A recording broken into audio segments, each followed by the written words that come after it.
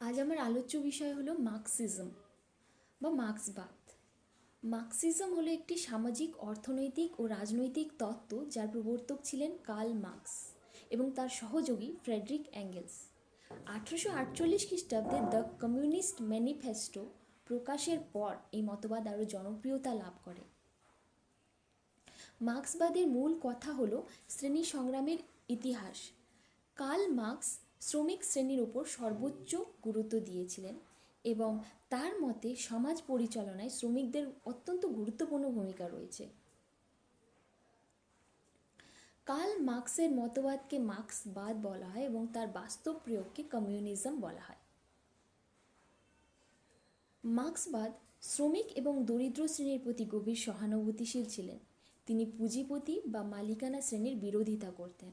তার মতে এমন একটি সমাজ ব্যবস্থা গড়ে তোলা উচিত যেখানে সকল মানুষ সমান হবে এবং সমাজের সকল সম্পদে সব মানুষের সমান অধিকার থাকবে।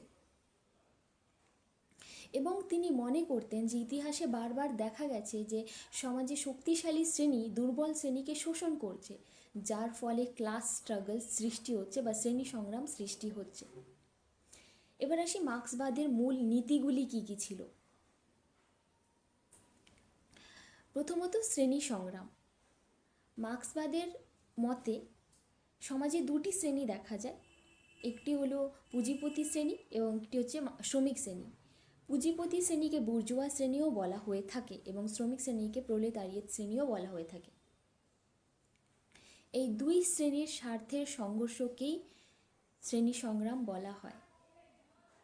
দ্বিতীয়ত, উদ্বৃত্ত মূল্য, অর্থাৎ শ্রমের মধ্য দিয়েই তার মূলধন, শ্রমিক তার শ্রমের মধ্যে দিয়েই মূলধন তৈরি করে এবং সেই মূলধনের অধিকাংশ অংশই পুঁজিপতিরা তাদের লাভে নিয়ে নেয় এবং সেই অধিকাংশ অংশকেই উদ্বৃত্ত মূল্য বলা হয়। অর্থাৎ মার্ক্সবাদের মতে শ্রমিকের শ্রমের মধ্য দিয়েই পুঁজিপতিদের মুনাফা তৈরি হয়। তৃতীয়ত হল পুঁজিপতিদের সমালোচনা। কার্ল মার্কস এর মতে পুঁজিবাদে ধনী আরও ধনী হয়, দরিদ্র আরও দরিদ্র হয়, শ্রমিক আরও শোষিত হয়।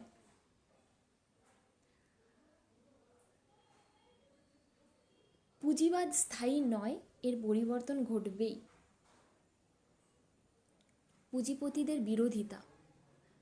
কার্ল মার্কস মনে করতেন যে কলকারখানা, জমি, যন্ত্রপাতি ইত্যাদির মধ্যে যদি মালিকের ব্যক্তিগত মালিকানা থাকে তবে শোষণ বাড়ে, তাই এগুলির মধ্যে সমাজ বা রাষ্ট্রের মালিকানা থাকা উচিত।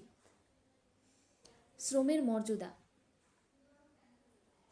শ্রমই সকল সম্পদের মূল উৎস, তাই শ্রমিকের ন্যায্য মজুরি, অধিকার ও সম্মান রক্ষা করা, সুনিশ্চিত করা উচিত।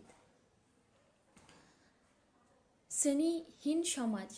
মার্ক্সবাদ বা কার্ল মার্কস মনে করতেন এমন একটি সমাজ ব্যবস্থা গড়ে তোলা উচিত যেখানে সকল মানুষ সমান হবে, সমাজের সব সম্পদে সকল মানুষের অধিকার থাকবে এবং যেখানে ধনী বা গরিব থাকবে না, শোষক বা শোষিত থাকবে না। এটাই হলো মার্ক্সিজম। অবশেষে বলা যায় মার্ক্সিজম আমাদেরকে একটি উচ্চতর সাংস্কৃতিক ও নৈতিক স্তরে নিয়ে যায়।